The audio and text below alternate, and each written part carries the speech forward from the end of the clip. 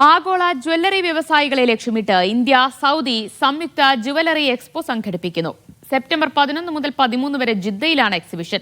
100 കണക്കിന് സംരംഭകർ എക്സിബിഷന്റെ ഭാഗമാകും. ഇന്ത്യ സൗദി വ്യാപാര ബന്ധത്തിൽ എക്സ്പോ ഗുണമാകുമെന്ന് ഇന്ത്യൻ കോൺസുൽ ജനറൽ പറഞ്ഞു. സാജക്സ് എന്ന പേരിലാണ് 3 ദിവസം നീളുന്ന എക്സ്പോ. സ്വർണ്ണരത്ന വ്യവസായ രംഗത്തെ വിദേശ നിക്ഷേപകർക്കും ഉൽപാദകർക്കുമായാണ് എക്സ്പോ സംഘടിപ്പിക്കുന്നത്. ഇന്ത്യയും സൗദിയും തമ്മിലുള്ള വാണിജ്യ സാമ്പത്തിക പങ്കാളിത്തം ശക്തിപ്പെടുത്താൻ സാജക്സ് ഉപകരിക്കുമെന്ന് Jeddah consul general Fahad Ahmed Khan Suri പറഞ്ഞു. Sajix as a platform provides enough opportunities for businessmen, for investors, entrepreneurs, designers, jewelry designers, manufacturers to explore exciting new collaborations, to forge new collaborations and to take the bilateral trade ties further, to strengthen them further.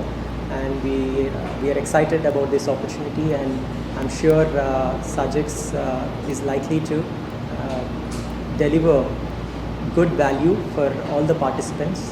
September 11 മുതൽ 13 വരെ Jeddah super ഡോമിലാണ് പരിപാടി.